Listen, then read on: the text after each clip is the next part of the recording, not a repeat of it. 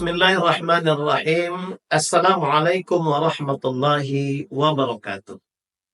Alhamdulillahillazi kataba alaina bisyam fi syahri Ramadan wa anzalal Qur'an hudan linnasi wa bayyinatin minal huda wal furqan. Asyhadu an la ilaha illallah wahdahu la syarikalah wa asyhadu anna Muhammadan abduhu wa rasuluh. Bismillahirrahmanirrahim.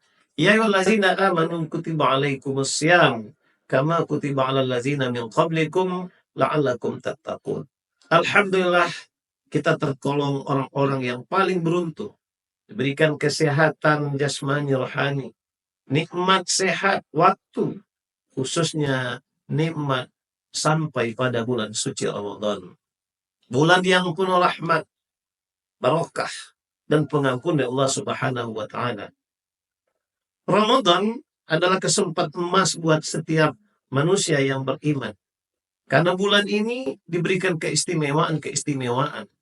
Tapi tidak semua orang yang mendapatkan keistimewaan itu. Bahkan banyak kelompok-kelompok orang-orang yang merugi, yang tidak memanfaatkan bulan suci Ramadan. Sebagaimana Rasulullah SAW bersabda, hadis riwayat Tirmizi, Rahima anfu rajulin dakhala alaihi Ramadan summan salakha qabla an yughfaralah. Celakalah seseorang yang berjumpa dengan bulan suci Ramadan, kemudian Ramadan itu berakhir dalam keadaan Allah belum memberikan pengampunan kepada dosa-dosanya. Kaum muslimin sedang berpuasa di bulan suci Ramadan yang penuh berkah ini. Karena itulah Allah SWT berfirman, Qad aflaha man zakka wa qad khaba man dassaha. Beruntunglah orang-orang yang mensucikan dirinya dan merugilah orang-orang yang terus mengotori. Bulan Ramadan tentu kan saja bulan kita berlapar, haus, dan sekedar berpuasa. Tapi banyak keberkahan Ramadan yang harus kita manfaatkan. Semoga dosa-dosa kita diampuni Allah Subhanahu wa Ta'ala. Bulan suci Ramadan bulan yang istimewa. Ada malam Lailatul Qadar harus kita intai. Karena itu adalah bulan yang tidak ada di bulan yang lain. Dan itulah bulan untuk menutup dosa-dosa kita yang lalu.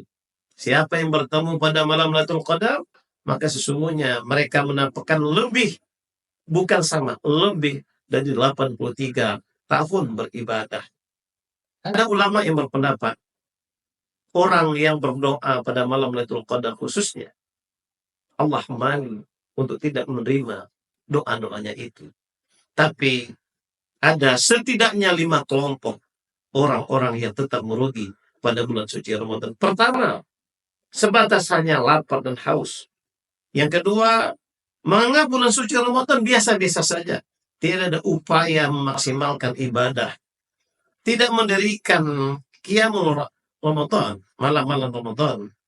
Kemudian dia hanya taat sesaat, tapi setelah itu dia jauh dari Allah Subhanahu wa Ta'ala.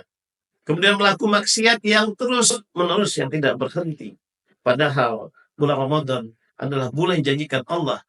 Ditutup pintu-pintu neraka, dibuka pintu-pintu surga.